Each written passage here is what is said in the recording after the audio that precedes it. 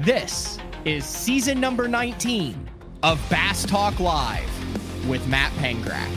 BTL is presented by Bass Cat Boats, Aftco, Strike King Lures, Sunline, Big Bite Baits, Spro, X-Zone Lures, Gamakatsu, The Bass Tank, Denali Rods, Pro Guide Batteries, Beatdown Outdoors, Shoreline Boat and RV Repair, and Omnia Fishing. Hit them with the hook, Jeffries. BTL coming at you. Good afternoon, and welcome to a very special edition of BTL Bass Talk Live, where we are going to talk about bass fishing. And yes, we had to keep the tradition alive. It almost didn't happen because he's retired from the fishing industry, but he had to bring it back. The annual Mark Jeffries Bassmaster Classic Odds. And listen, everyone has Bassmaster Classic Odds out there. And Jeffries was the one who started it. He was the first one who ever came out with it for like 5 years. No one else had classic odds. That's great. He's a trendsetter. Everyone else can have them, but this is the OG. And the OG just got done teaching finance class. What's up, Mark?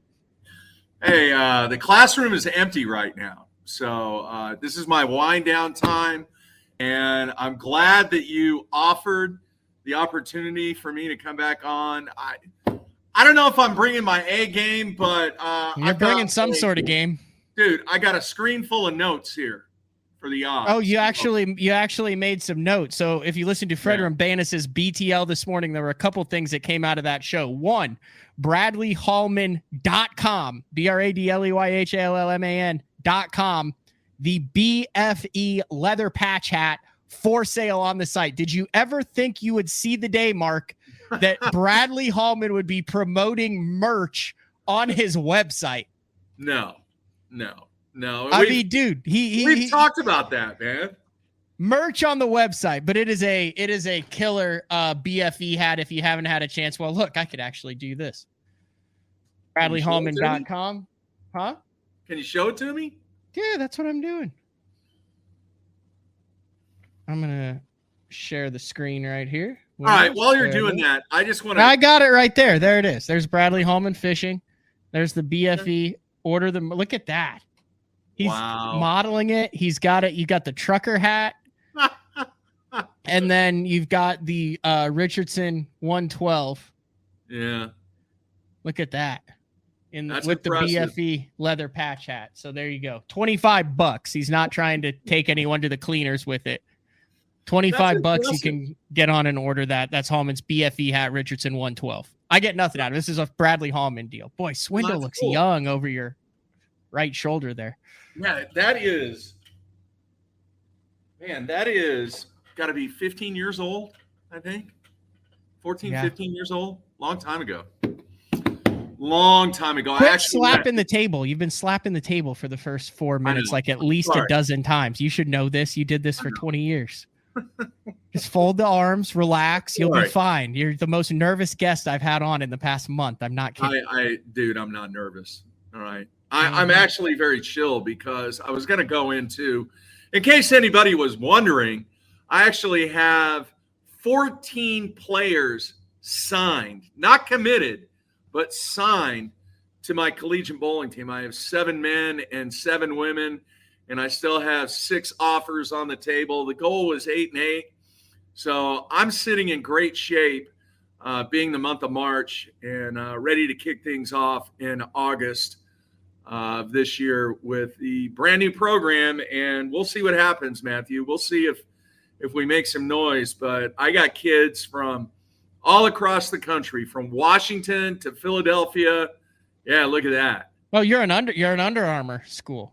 Yeah. Anderson, Taylor, Hurt, Green, Estes, Swavely, and Shannon are the men's team that's going to take you to collegiate bowling glory, Mark. Yes. And then you literally could be the editor of Obscure Sports Quarterly between the bowling and the bass fishing. Those are cool jerseys, aren't they? Did you design those? Oh, yeah. What, Winders or Winders? Winders, Holcomb, Perkins, Cruz, Wilcox, Stoner, and Hawkins. Yeah. That's the women's team. And then you could see all this at snubowling.com for those who are listening on iTunes. Yeah. Thanks for head coach. Three year contract. No contract. But they're heavily invested in the program. They are. We're almost done with the locker room. I got a big time donation from our friend Brent Conway is stepping up in multiple aspects, but we needed flooring in the locker room, and he is paying for the flooring in the locker room. Is that why you used to call him Gordon Geico? Well, he is Gecko. Gordon Gecko, dude. Gecko, not Geico. He has nothing to do with the lizard or insurance. Gordon Gecko. No.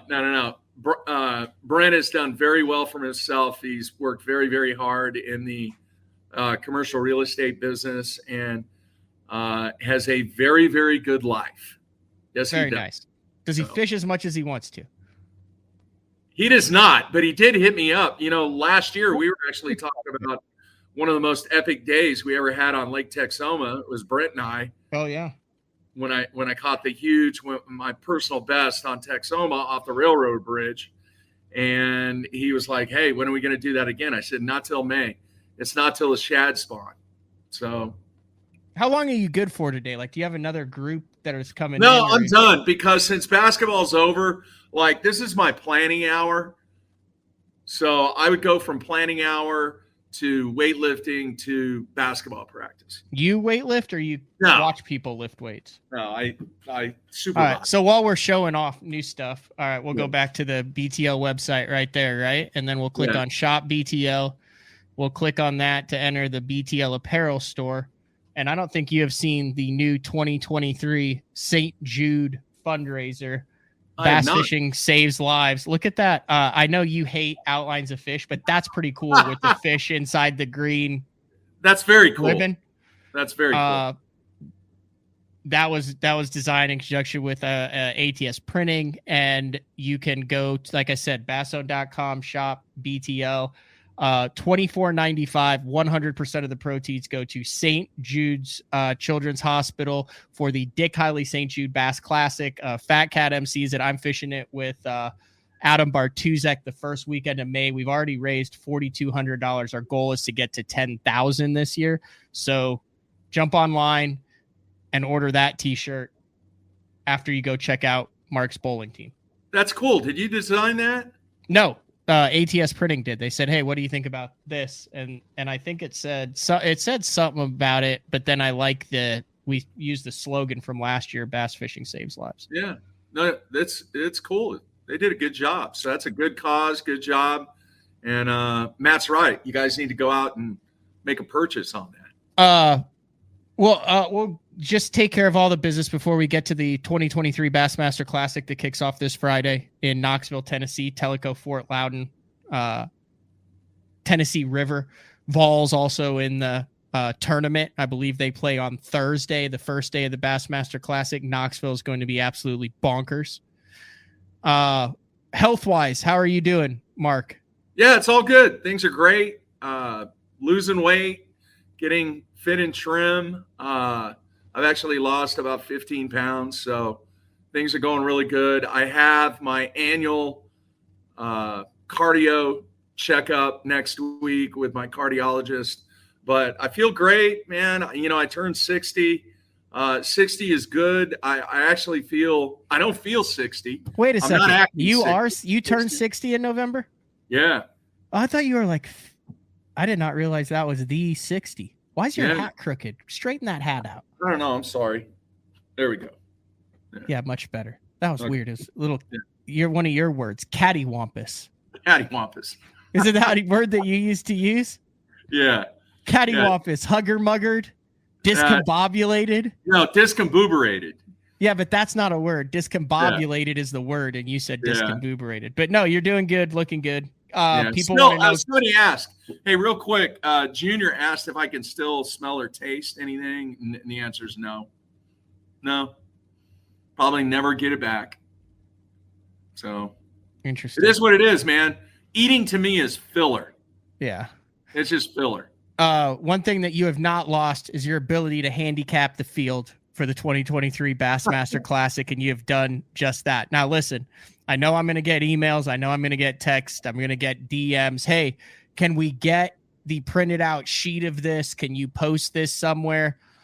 You have partnered with bestontour.net, my title sponsor for the 2023 open season, as Hookie the Bookie presents the Bassmaster Classic 2023 odds.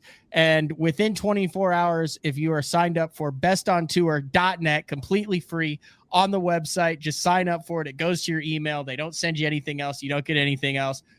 All of these odds will be listed in a printable format on the latest edition of bestontour.net. So there you go. Yeah, and I'm doing it for every Elite Series event too. And you're doing it for every Elite Series event too. Yeah, I did not know that. Yeah, I actually did the first couple of events, and I was pretty much in line, dude. I for the most part nailed it. Now we need to preface everything by saying this is strictly for entertainment purposes. Yes. Only. All right. We are not condoning gambling on fishing. I'm condoning gambling. Just legal. Hey, I got to tell you this, man. I haven't told you this. There is a casino, I believe it's in Ohio, of all places, called, what is it called? Bet River or Best River. I can't remember. They have actual odds and betting lines for professional bowling. Really? Yeah, and the guy that has been talking to the bookmaker for that casino is a friend of mine he lives just outside of Philadelphia. I'm actually trying to get in touch with his contact to find out what it would take to put a betting line on professional fishing, or even if they have any interest in that. It'll be interesting. I forgot to mention this before we get into it. You know, I got the house now. Bet Rivers. That's it. Bet Rivers. Bet Rivers? Yeah. Let me pull it up. Where is it in? Bet Rivers, Sportsbook, and Casino. Select your location. Yeah. Oh, you could do it all over the place. Yeah, but your state has to have approved sports betting to be able to do so we can't do it in Oklahoma. I don't think so. I know Arizona is one of the states because my friend in Philadelphia, he actually has his buddy in Arizona make all the bowling bets for him. Is that legal? I don't see why not. Okay. I guess technically he is. Live sports streams, online sportsbook promotions, bonus bank, Ohio sports betting rewards, in-game betting odds. Very interesting. Yeah. So do you think, seriously, Matt, do you think someday, and we discussed this numerous times, but now many years later after our initial discussion, do you think there will ever be a betting line on the Bassmaster Classic? I believe that there are certain things that you will be able to bet on, whether it's through Bally's, Caesars, whatever. As far as individuals, I don't think you can ever get to the point because of how many variables there are in the playing field and because of how rare winning is in bass fishing. I don't think you'll ever get it. But I think as far as maybe putting a little 3-thing parlay together, as far as big bass, over, under, winning weight, things like that, I think that you could bet on that. But as far as dropping $100 on Jacob Wheeler, I don't think that'll ever be possible. And I think it would be if you can bet on the Nathan's hot dog eating competition. And I talked with Fred Rambanis this morning. I 100% think it would be out there if it was feasible to do, because they will bet on freaking anything. Especially, think about this, in 2020, during the pandemic, when everything stopped, what was the one main thing that was able to keep going? Professional bass fishing. You had people betting on all sorts of crazy, obscure sports and things. And if it ever was going to be able to take off like that, I would have thought that would have been the time when you literally had thousands of people going, okay, how can we generate money through gambling? Look, here's professional bass fishing that's still happening when nothing else was, and that still didn't hit the books. That's, I think, a good indication of how hard it is to actually handicap a field of professional anglers. No, I agree.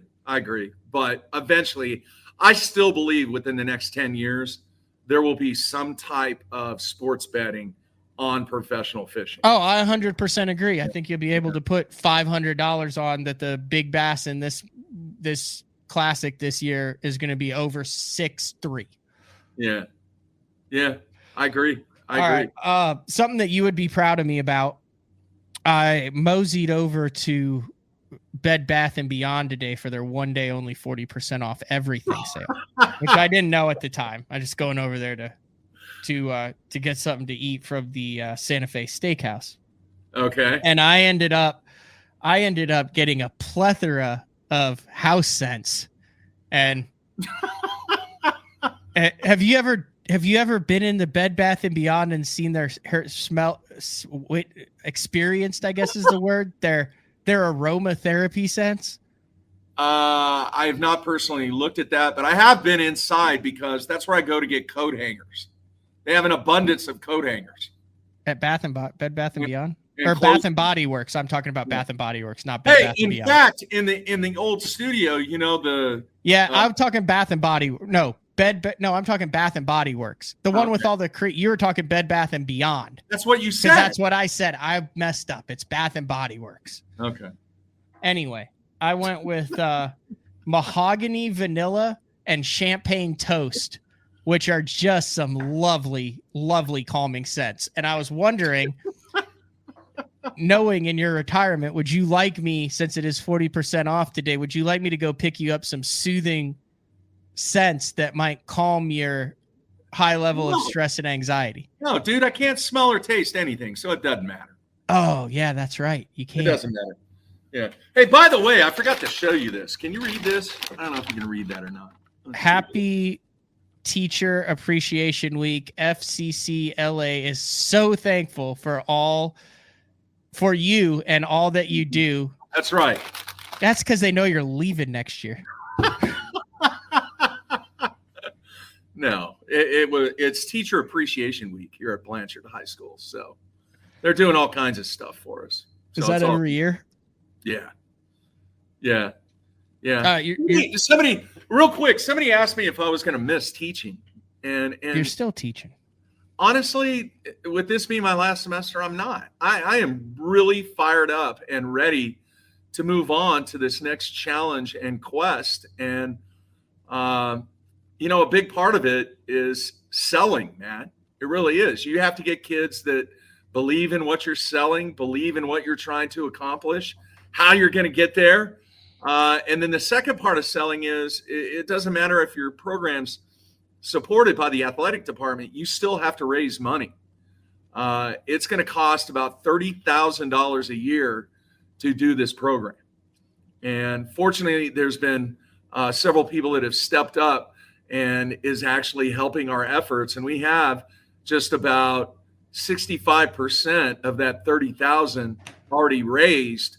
And that doesn't even include what the university is going to put in as far as our budget. I find out my budget on Monday for next year already. So it's, me, man, I like being in the middle of stuff and getting right in there and going after a quest. And this is definitely a quest. So it's all good. Will you guys be on ESPNU in the next 3 years if your players excel?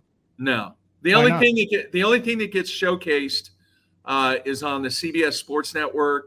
And that is if you make it all the way to the finals of what is called the ITCs. So is there a chance you'll be on that? Maybe in the next 3 years, maybe. I'm in on a couple players for 2024. There's a kid in Wisconsin. I would say he's either the number 2 or 3 player in the nation for the class at 20. Now, do you have to deal with NILs? No NILs, not yet. We're fortunate because we have Brunswick that has really stepped up to the plate, going to sponsor our program so the kids don't have to worry about equipment whatsoever. That's cool. I'm also curious.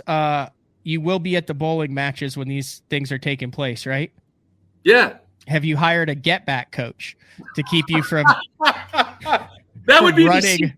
That would be the sixth man. To keep you from running into the lane in a fit of rage or anger or excitement.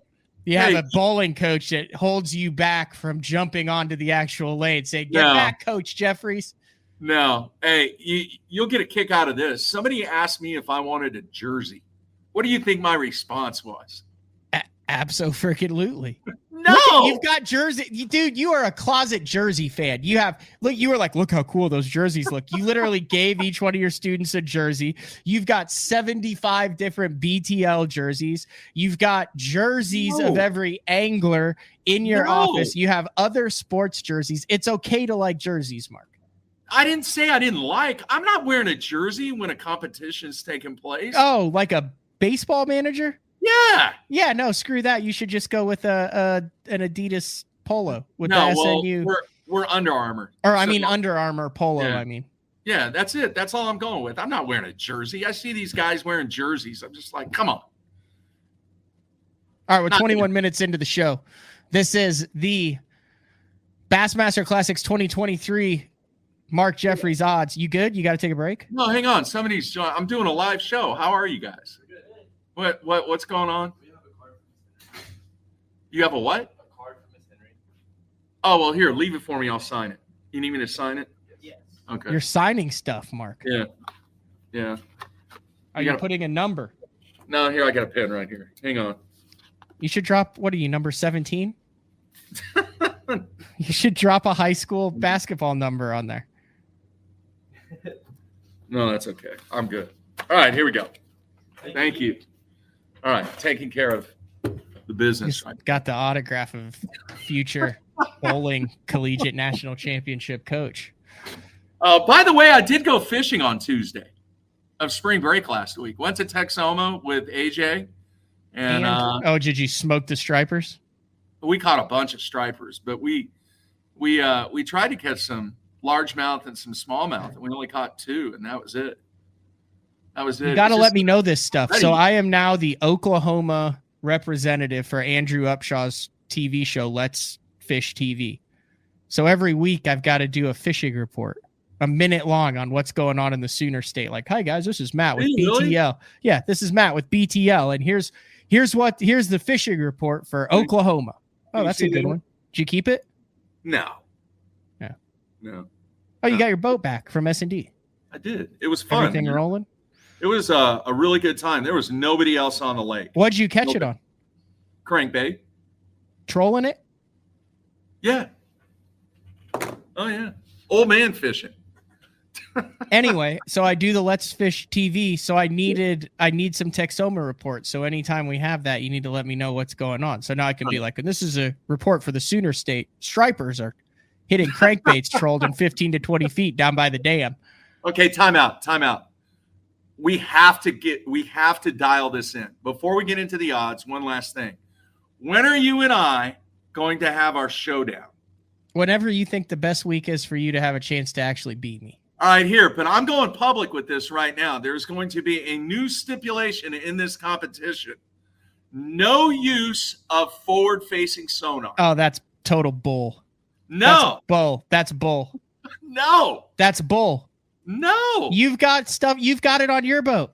Dude, this is mano a mano. That you can be mano a mano. Roots. Okay, Randy. Going back to the roots. Okay, Randy. Right? Why don't you tell us all how to throw a jerkbait on table rock some more?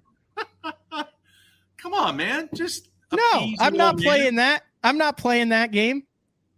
Come on, man. I've got you on your lake of choice at your time of the year. No forward-facing sonar. That's it. Old school. No flat A's and no Carolina rigs. Hey, let's let the people decide. All right, people, what do you want? Do you think that forward-facing sonar should be allowed in Matt and I's competition? Well, you're gonna have Randy. You're gonna have Randy Block it give the trophies out at the end of this 2-day thing. No, man, just no. You know, it's part of fishing, just like anything else. Dude, I'm not saying it isn't. It's okay. I'll go no forward-facing sonar. You go no bait casters.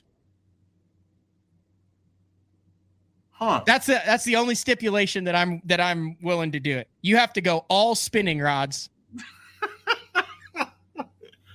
I don't have enough. That's the point. I'll go no forward facing sonar if you do no That's no all bait you casters. have, dude. Exactly. That's all you have. No, just. And I agree with Bass Pro 009. If you do no forward facing sonar, then zero electronics whatsoever. That's fine with me. I can do that.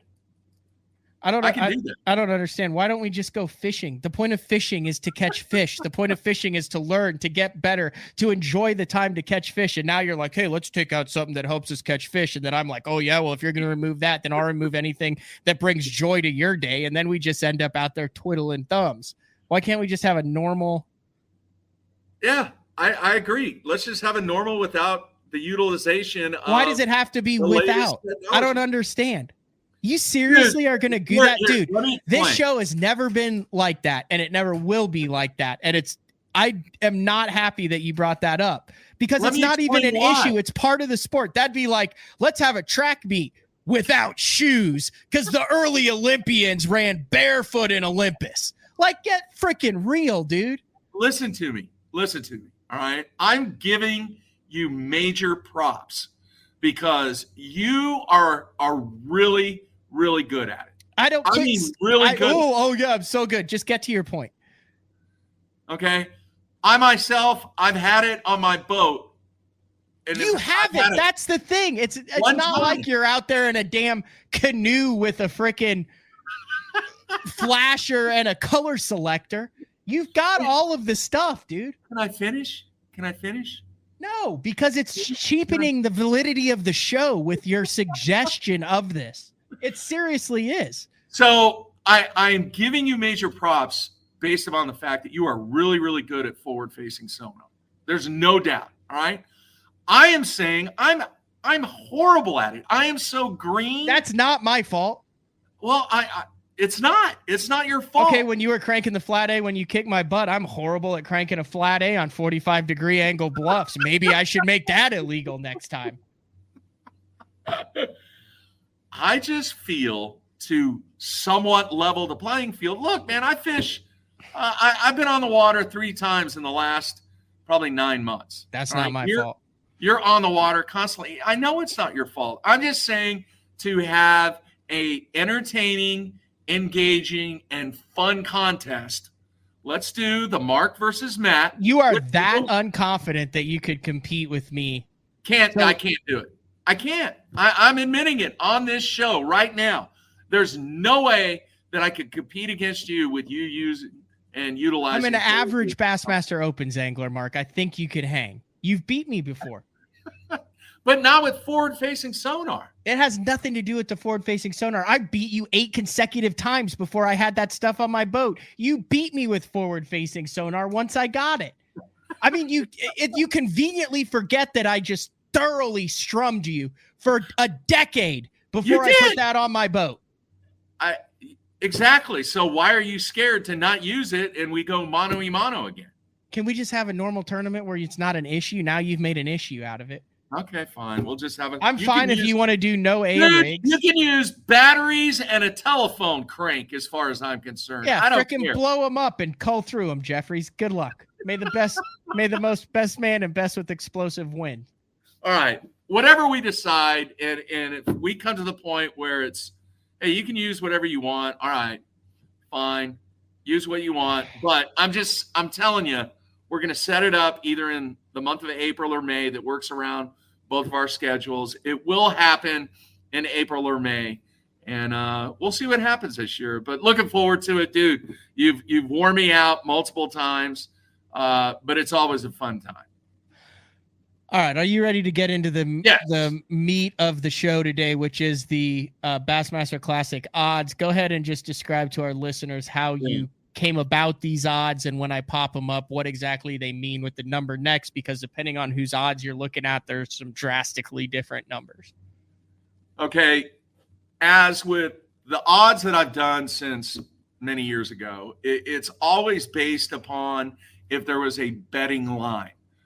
All right. There are other people that do odds out there, but this is specifically to attract or generate action in anglers that are participating in the Bassmaster Classic. If, once again, this is for entertainment purposes only, if this was an actual casino that had a betting line on the participants in the Bassmaster Classic. I'll be honest, I did do quite a bit of research on this year. I did not do as extensive amount of research that I've done in the past, but I still, I got quite a few details on about 25 guys and then a smattering of other guys. But unlike previous years, Matt, I don't have a large spread. My favorites are 4-1, and then my long shots are 20-1 and 25-1. So there's not a big spread. There is multiple anglers that if you were looking for action, that you think that the house is completely out of their mind from an odds standpoint, there's some opportunity for you to make money if this truly was the odds at a betting casino. So that's kind of how I structured it. We're only 2 events deep into the Elite Series, back to Knoxville, back to the Tennessee River. I looked at the weather. We used to talk about the weather all the time. The weather seems like it's going to be somewhat stable. I don't think there's going to be there may be a stray and a very, very limited stray of somebody just stumbling across something and catching something that's moved up on a bed. Highly unlikely, though, but maybe some certain magical area might take place. But I don't think that's going to happen. I think everything is going to be right place at the right time. I think there's going to be a lot of movement.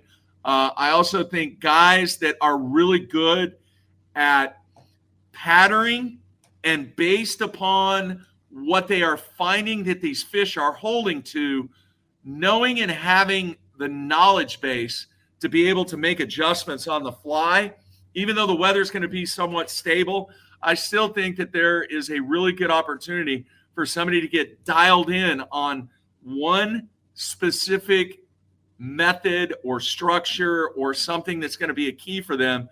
And I think that it might be one of those deals where it holds out for an entire 3 days. Now, you can flip a coin and go, Mark, you're out of your freaking mind. This is going to take somebody that constantly is adjusting with what's taking place. It could be, but the only reason that I'm saying what I said at the beginning is because of the way that the weather looks a little stable. It looks quite a bit stable. Yeah, they may have some thunderstorms roll through, but the weather, I think, is always a key factor this time of the year, especially on that body of water. And I think that the stable weather is really going to give somebody an opportunity to get on something and be able to duplicate what they're doing. Let me ask you this, Matt. Do you think, or how much do you think that smallmouth are going to come into play? I think it'll be 1 on smallmouth. I agree. All right. I think smallmouth are going to be a huge factor. I don't know if it's primarily going to be 1 on smallmouth, and I think smallmouth are going to be a massive factor. Now, the last time that they visited this body of water was not the 2019 Bassmaster Classic. They actually had an Elite Series event in 2021. That's where they kind of figured out, oh, my God, there's a lot of 4-pound smallmouth in this thing. Yeah, imagine that. They hammered the smallmouth then. And once again, the characteristics of that fish on that body of water, if guys are able to duplicate and figure out exactly what they're doing, then, you're going to have somebody that gets dialed in. Justin says this is absolutely not if there was a betting line. If there were, the odds are way off. An average angler would be 55-1 if it were a casino. Love the show, but that's just wrong. Yeah, that's fine. And everybody has their opinion. I get it. All right. But what you got to understand too is try handicapping the unknown. Yeah. Right. It's pretty difficult. And what you got to understand is the house doesn't want to lose money. They're not going to throw odds out there that all of a sudden somebody stumbles across something. Do you think that there should be a massive quantity of anglers that are at 50-1, 100 200-1, 200? That's why it said, yeah, the actual odds might be totally different, but like you get dinged on one of those deals and you're living under a freaking bridge under the I-10 for the next 20 years. Yeah, this is the way that I've done it for the zillion years that I've done this. All right, what you got? All right, so my favorites are all at 4-1. I got Jason Christie, and I know he got off to a horrible start. He finished 40th in 2019 when they were there. He only had 8 pounds on the first day. This is his 9th classic. He's 66 in the Angle of the Year right now. He had a horrible Big O event, but he bounced back at Seminole, finished 23rd. And then he finished 5th in 2021 on the Tennessee River. And what do you say? He's Jason Christie. All right. Got him at 4-1. I mean, he's that would kind of be like making Georgia. You have to put Georgia number 1 when the poll comes out for the college football stuff. I mean, he's the defending champ. He's got the title, and it fits his style. Yeah. All right. Next up, Buddy Gross. This line is really on the HFA. Now, granted, I know this may not be in his wheelhouse because of the history that he has in that other body of water in Tennessee.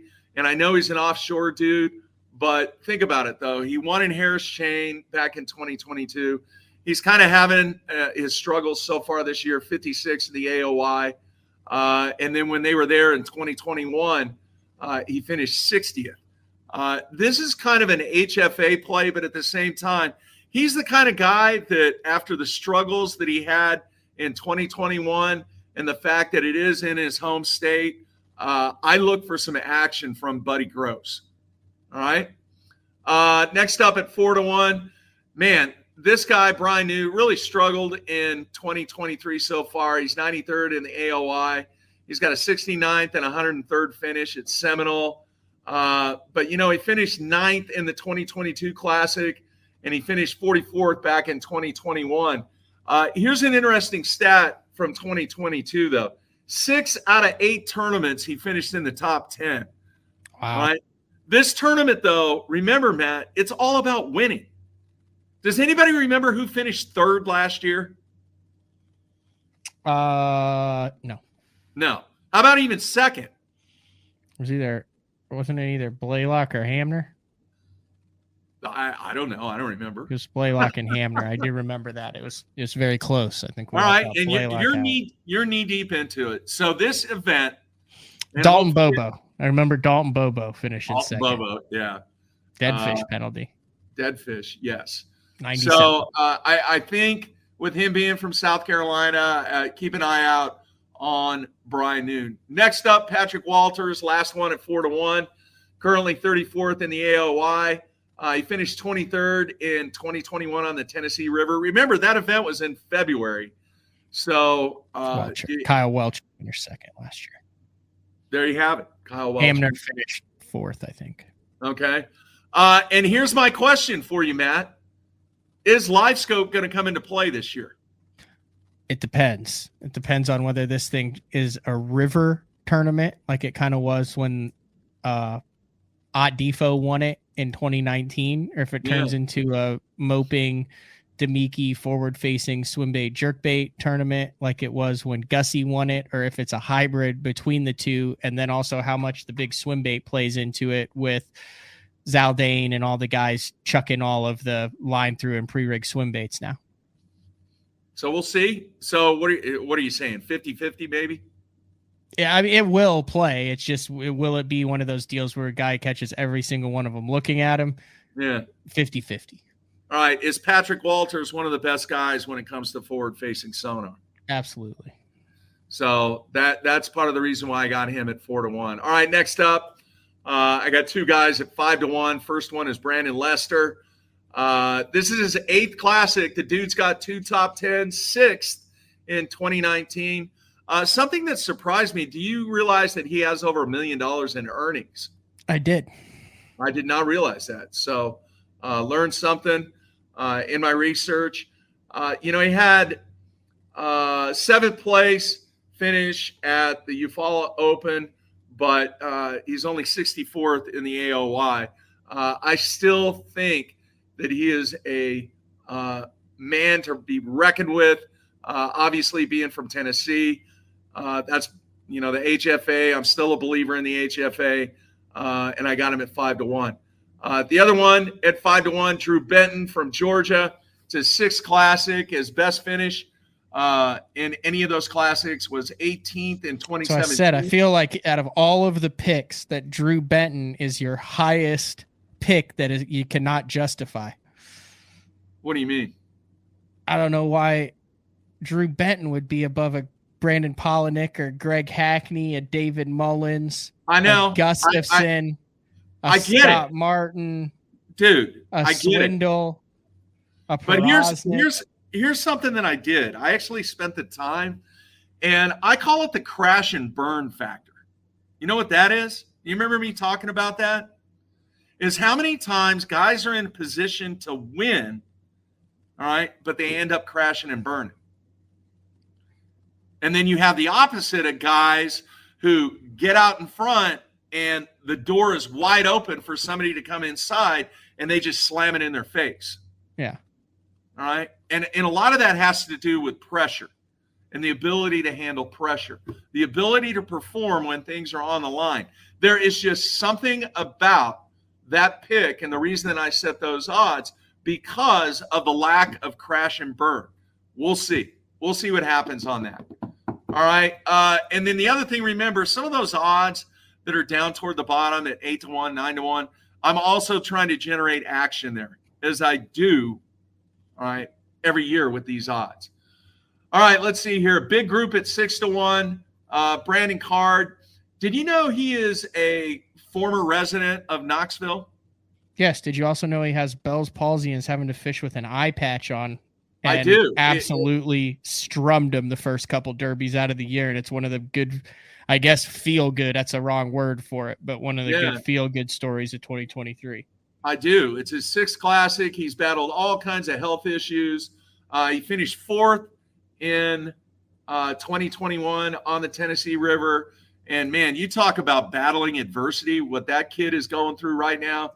So big reason why I got him at 6-1. Next up, Greg Hackney, 17 classics. He finished 7th on the Tennessee River in 2021. He's 11th in the AOI. And one of the other staggering stats about Hackney is he's closing in on the $3 million mark in earnings. Wow. All right. The other thing about Hackney, what's the one thing that Hackney does not have on the fireplace mantle? A raccoon. Now, come a possum. on, oh, everyone knows it. It's the Bassmaster Classic trophy. Yeah. So 6-1 with him. I think it would be really, really cool to see Hackney win the Classic. Let's see here. Next up, David Mullins, obviously from Tennessee. It's his 4th Classic. Surprisingly, he finished 40th in 2021 on the Tennessee River. He's got a horrible start to 2023, though. He's 100th in the AOI. But in 2022, he had a run of 4 straight top 10s, including a 10th place finish at the Bassmaster Classic. I cannot doubt the HFA and a little bit of redemption for the poor performance so far here in 2023 for the man from Tennessee. All right. Next up, let's see here. BP, the man, the myth, the legend, Brandon Polinick. Got him at 6-1, the reigning angler of the year. He finished 10th back in 2019. And here's an interesting stat on Polinick. He was 36th after day 1 and rallied to put himself in position. He only had 8 pounds on day 1. All right. The other thing is he's got 3 consecutive top 5 finishes. So would it be a shocker? In the Classic? Yeah. Would it be a shocker if Polinick wins? No, absolutely not. He's at 6-1. Wet dream. Yeah, it would be. All right, next up, Drew Cook, the Georgia Angler, 4th Classic, 9th in 2021, 30th in 2021 on the Tennessee River. One characteristic about him, though, his win on Santee Cooper, forget about it, folks. I get it. It was a completely different event. But the one thing about that win was he went wire to wire. And there were guys that were closing in on him. He didn't panic. He sustained the pressure. If you put him in a position to where he's got to close it out on day 3 at the Classic. I think he has the experience now to handle the pressure. Next up, John Cox. Surprisingly, 6-1 maybe. 5th Classic. His best finish was back in 2018. He finished 20th. He's 21st in the Angler of the Year race right now. He finished 3rd back on the Tennessee River back in 2021. And if the fish are shallow, you better watch out for him. What are the chances that the fish are going to be shallow, or is this thing just going to be a smallmouth bonanza? No. I mean, there's always shallow fish on the Tennessee River. I mean, the docks, the muddy water, the river stuff, the shallow stuff is always going to have a presence on where they're going out of. Yeah. Plus, you also have to understand, John Cox, this is like the first time in 4 Classics he's gotten to actually practice and be here. Like, he's always just come from another event and like showed up and started fishing. So. Yeah, I was going to mention that. So thanks for bringing that up.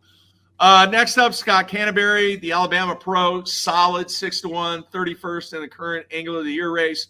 His 3rd Classic, he did finish 6th in 2021. He finished 15th on the Tennessee River back in 2021. Just a solid guy. Definitely think that he might have the game to make some noise at 6-1. Next up, Scott Martin, 6-1, 2nd Classic. Let's see here. He finished 19th in 2022. He's not having a great year so far, 52nd in the Angler of the Year race, but he has what I call the it factor. You know what the it factor is, Matt? It's what makes Scott Martin Scott Martin. Yeah, and a lot of it has to do with the resources, both from an experience standpoint, a knowledge standpoint, a technology standpoint, even from an IT standpoint. He's one of the guys that definitely has the it factor. That's why I got him at 6-1. Forget about the fact that he's only been to 2 Classics. I don't think that's even a factor. All right. Next up, let's see here. HFA, the dude is young, talking about Tristan McCormick from Tennessee. He's at 6-1 simply because of the HFA. Yeah, Mark Frazier in there too. Yeah, I know he's got very, very little experience. And I know it's not Lake Hartwell, but look out for this dude if it gets going in his wheelhouse. Let's see here. It's 7-1 now. Stetson Blaylock, the Arkansas. That surprised me. I think he could easily be a 4 or 5-1. He's shown up in some Classics. Who's that? Stetson? Stetson. Well, he's 37th in the AOY. This is 4th Classic. He did finish 3rd in 2022, 48th in 2021, 3rd in 2020. But back in 2021, he did finish 54th on the Tennessee River. That's why I kind of dropped him down a little bit at 7-1. But if they are on that pattern that is right in his wheelhouse, watch out. You might be able to make quite a bit of money at 7-1 on him. All right. This is a lot of people's favorite. Gussie. 7-1. Right now, not a great season so far. 41st in the Angler of the Year points. That's not bad. I mean, it's 2 tournaments in. They fished 2 weeks. One in Florida, one in a crappy deal where they're like, hey, good luck not ripping your stuff off. Yeah, I get it. All right. Plus, he's from like 95 miles south of the Arctic Circle. So he had to go down to Florida then and deal with boiling skin lesions and sunlight. I get it, man. All right. In his 3 Classics, he's got a 41st, a 21st, and a 31st. Remember, he won on the Tennessee River back in 2021, and he did it in smashing fashion by going wire to wire in that event. Smallmouth, big key. I think. Did he have all smallmouth? Yeah, I think the vast majority of them were smallmouth. Yeah. And the shad were a huge, huge key in his pattern when he went wire to wire. How much the shad are going to come into play over this 3-day period, we'll see. We'll see what the guys find. But I got him at 7-1.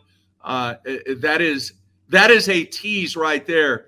Lay down $100 on that, make 700, and he's definitely one of the guys that I think are going to be in the hunt on the final day. All right, who we got next? Chris Johnston. Oh, okay. 7-1, 18th in the Angler of the Year standings right now. His fourth Classic, he finished 5th in 2022, 8th in 2021, 34th in 2020, finished 50th back in 2019 on the Tennessee River. And I don't know if you probably know this. Do you realize that he turned down a hockey gig in Knoxville? Yes. It was like $250 a week. It was like the AAHL or something. Was it really? So it wasn't even like AA hockey? It might have been. I mean, still way better than your 99.99% of guys. No, I get it. All right. Next up, who do we have? You have Matt Airy, Corey. Okay, the rest at 7. You have Matt Airy, Corey Johnson, Cobb, Taku, and Shane LaHue. Those are all 7-1. 7-1 is your toughest grouping by far. It is. Let's see here for Corey. Excuse me. He's 45th. He finished. Now, by the way, folks, if you're listening to this on MP3, Jeffries is in school. Yeah. And that is the bell. It's the bell. Sorry. Apologize for that. All right. Anyway, Corey, 45th back in 2021. Fourth Classic, currently 47th in the AOI. He is coming off an 8th place finish at a Lake Seminole after a horrible start at the Big O, where he finished 91st. But I still think some action there at 7-1 for Corey.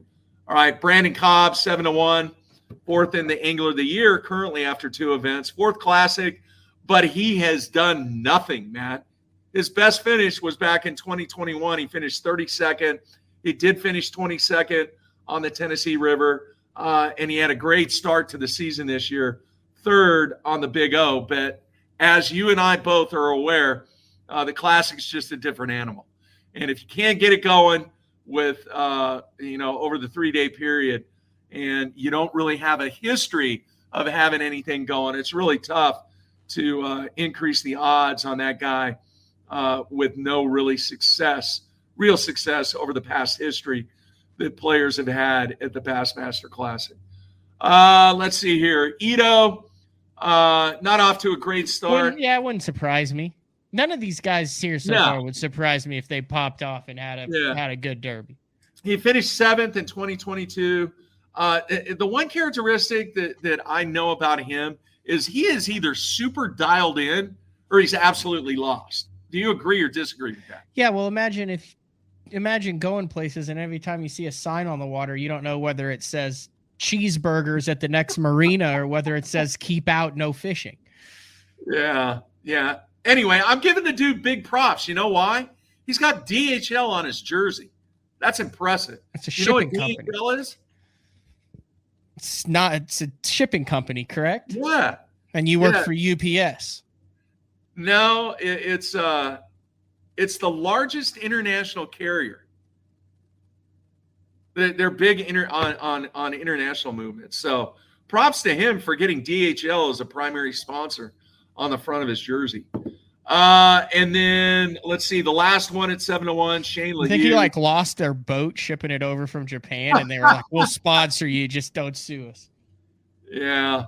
The one thing about LaHue, I got him at 7-1. He's 8th in the Angler Year. He's got off to a great start, but this is his 4th Classic. In the last 2 years, he's got a 50th and a 53rd. Not very good. He finished 41st at the Tennessee River back in 2021. So not a lot of really good history with him. But once again, he's trying to ride the momentum of 2 really good events to start the season. Next up, 8-1. Who do we have first at 8-1? 8-1s are Lee Livesey. Okay. He's 12th in the Angler of the Year. He's got 2 top 25s in the Classic. 3rd Classic with an 8th place finish in 2020 and 11th. Back in 2022, he finished 32nd. Back in 2021 on the Tennessee River. That's a money play right there. If you're looking for some action at 8-1, that's definitely I think there's a money play. Certain guys that you can't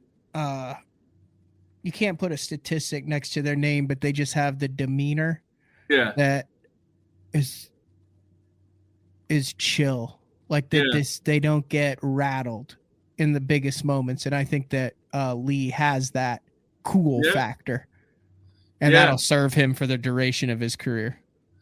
I get it. All right, next up, Swindle.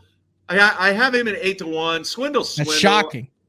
You know, Well, I guess no. If you're going based on wins, it's not shocking. Well, here I'm getting ready to throw this stat that I ran across. It is his 20th Classic. You know what his best finish is, though? Probably it would have been Hartwell. What, 13th? Nope. He actually finished 5th in 2005 in Pittsburgh. No joke. And you know how much weight he had over 3 days? 8 pounds. 11 pounds. 11 pounds. And that was one of the more memorable classics that we were at when it was just, man, such a grind. I think Clay's right. I don't think you ever pick Swindle high, like on the odds. Just for hooky the bookie stuff. Yeah, I don't. He did finish 10th at Hartwell. And he has surpassed 2.3 million in earnings. Let me ask you this. What is your biggest memory about Gerald Swindle? Is there one thing that sticks in your mind about Gerald Swindle? Honestly, my biggest memory is the Conroe Classic. When he got on stage and said, I think it was the Conroe Classic, when he said something about how he wasn't going to get beat or someone was about to get beat by a guy in skinny jeans and Chuck Taylors. Yeah. About Brent Ayler. I don't remember that. But I mean, there's a bunch of Swindle memories. Yeah. The one that sticks in my mind, Clay, you're all over it. The 10 at Clear Lake, the advanced auto parts jersey. Oh, you want them, baby? I got 'em. Gosh.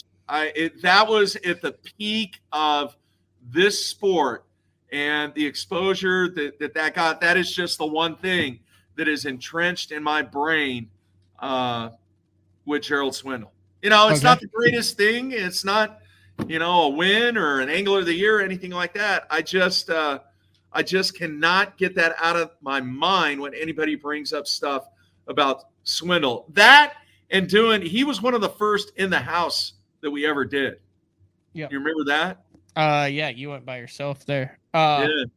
So 8-1, your other 8-1s, and then you can break down each one or talk about what you want. But Austin Felix, Keith Poche, Cooper Gallant, Caleb Coupal, and Cliff Perch. I think it's interesting. I mean, you've got a massive rookie there in Cooper Gallant, and to put him at the same odds as Swindle and Combs and Perch, and you can even throw Felix and Poche in there. Yeah. But I picked Cooper for my fantasy team. I think he's got what you were talking about, the Scott Martin factor. Is that the it factor? Yeah. I think Coop has the it factor. Yeah. I think he's that 2011 Brandon Polinick that comes into the Chattahoochee or whatever he is and goes nose to nose with KVD and top fives it. I think it's the 2013 Grand Lake Classic where he's cranking outside Echo Bay with an original wiggle wart.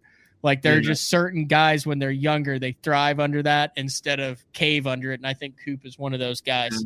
Plus, he won on Cherokee on forward-facing sonar and 2D, traditional 2D, and a moping a Demiki rig. And it's like the same one that Gussie uses. They're both Canadian. They both like that. I think he could be real strong and just really chill about it. Yeah. All right, real quick. Run through the 9-1s. I just have a couple of notes. Brock Mosley, Jacob Perosnik, Kenta Kimura, Luke Palmer, KJ Queen, Tyler Rivette, Cody Huff, Carl Jacobson, and Chad Pipkins. Yeah, the Rivette play at 9-1.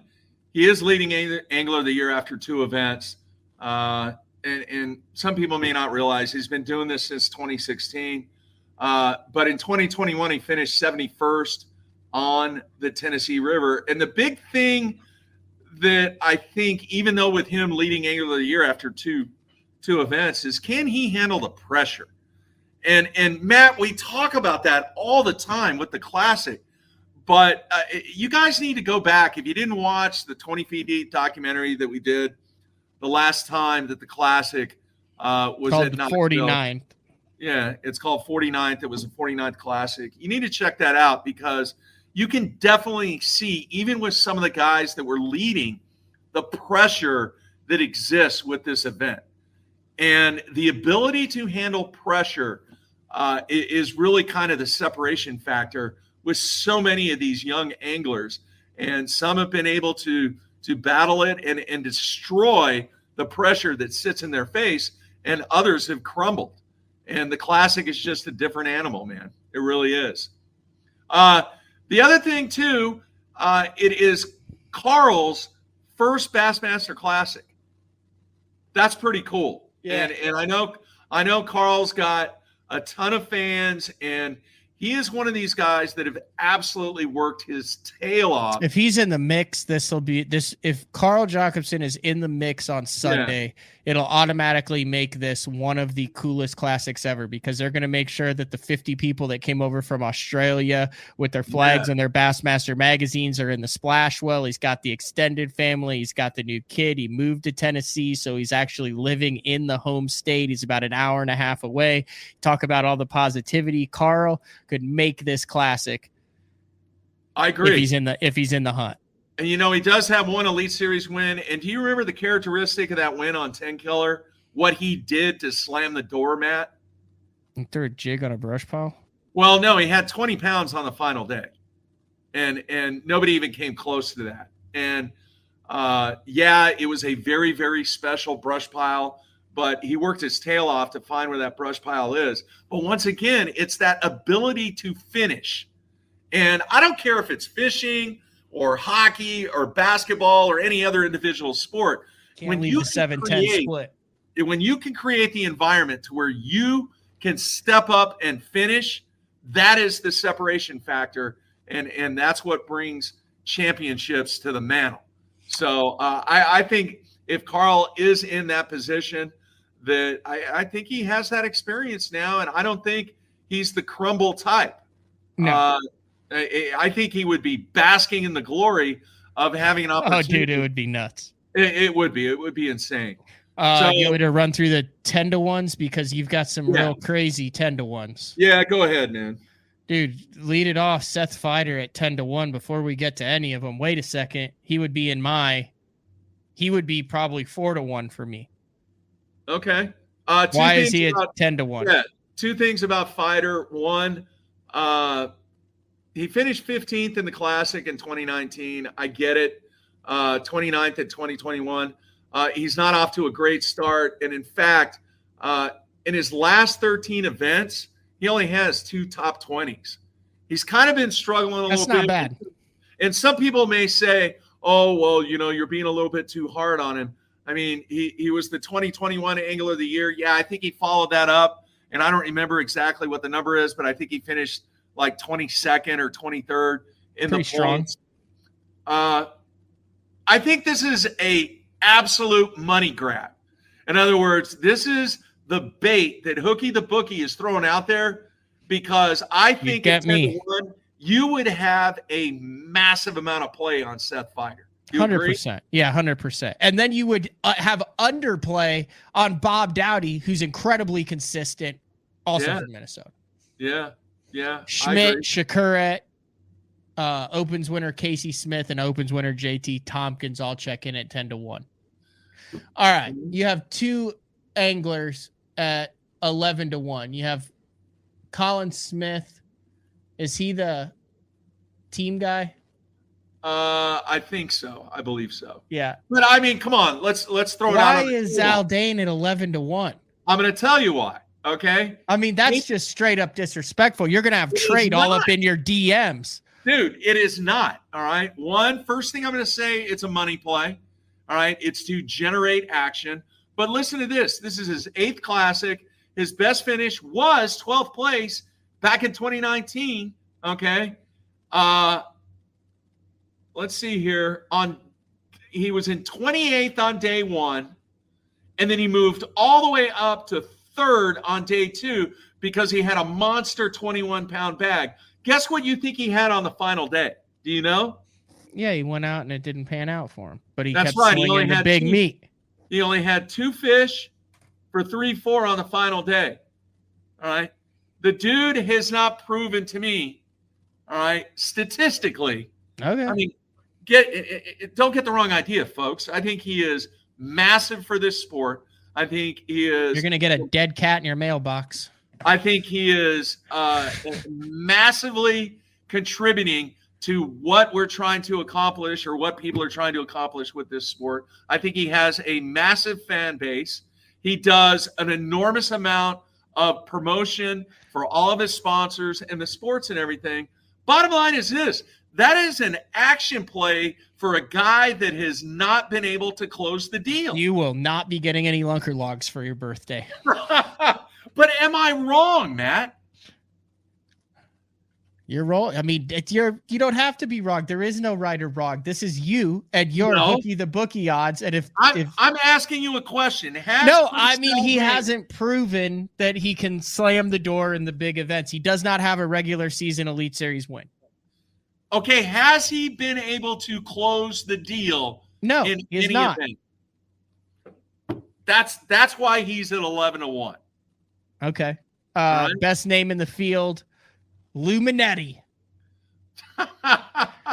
He's the college guy. We got a couple of longer odd guys here. Dude, I would put Schlapper a little bit higher too. He's incredibly consistent. Plus, he's from Wisconsin, and Pat Schlapper knows how to fish in the cold. I agree with that. That's another action play to get some action on those higher odds. But dude, we always go back and we always look at how my odds performed each year. And I would say the last 6-7 years, I've been pretty much spot on. Okay. You're going to get this one wrong, though. Okay. At 16-1, Will Davis Jr. He's having a good season, man, but he's extremely young when it comes to the experience part. You're right. We'll see. I think this field is very dynamic. I think you have some really, really cool storylines that can be told based upon what the outcome is after day 2.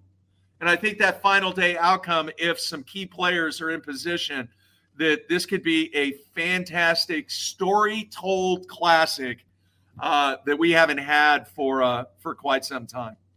I agree. And then wrapping things up, Will Diffenbach at 20-1 and Jonathan Dietz at 25-1. So no one crazy out there like 250-1 or 500-1 odds. You got, I give you an A. I give you an A, Mark. Yeah, there's definitely some discussion there, but there always will be. Yeah. All right. Throw your mug up there again. People are tired of looking at me. There you go. Once again, Matthew, man, it's always fun to do this. It was a little hectic this year with all the recruiting and everything else that I had going on. Fortunately, or unfortunately, our basketball season ended a little early. So I had some time to do a little research and put in the effort to come up with a lot of the stats that I've passed along to everybody on this show. And finally, remember, folks, this is entertainment purposes only. Please. That'll work. I understand that. All right.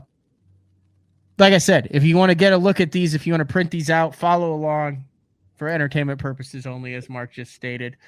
They will be available on bestontour.net.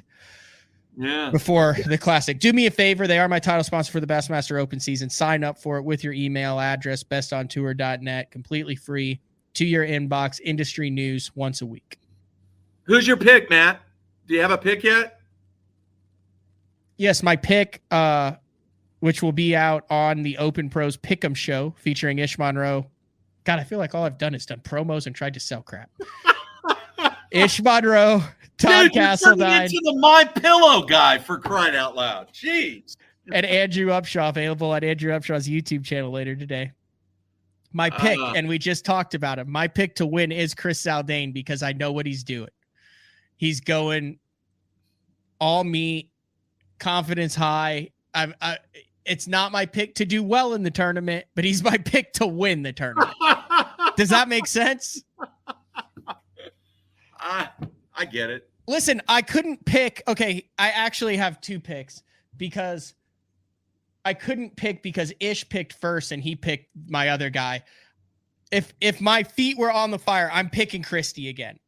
Okay. Because if there is the FF Minnow deal, we saw what he did on Hartwell with it, and there's no one better up shallow in 2 to 3 foot of water with a big Colorado blade spinner blade and a number 6 Hildenbrandt Colorado. And he also likes to be the man. He's the Ric Flair. He's just a quiet Ric Flair. And the last thing that dude wants to do is be up on stage when confetti's flying for someone else. He's been through that. He does it. He's got the damn trophy, and he doesn't want to hand it off to anybody. He wants to keep it for another year. I get it. I'm going to say my pick, and my pick's going to be Patrick Walters. All right. I firmly believe that these fish are going to be staged in some areas, and forward-facing sonar is going to be the key thing this year. Okay. It really is. And then the world explodes, and people are like, the Classic is now ruined. I really, really think that he is going to be a big time factor, and I think that forward-facing sonar is going to be a big factor because the couple of people that I've spoke with, which is not that many, they feel the fish aren't even close to moving up. So yeah. Well, it was like 7 degrees there yesterday. So yeah, staged, bunched up, smallmouth, forward-facing sonar. Patrick Walters is my guy. There you go. All right, Mark, before we put a bow on this thing and wrap it up an hour and 12 minutes in, what else you got? That's it, man. I've enjoyed the couple of times, I haven't done a Mark After Dark lately mainly because of basketball, but I am really, really excited about going fishing, dude. It's going to happen. It's happening. I've got some sick days I got to burn before the end of school.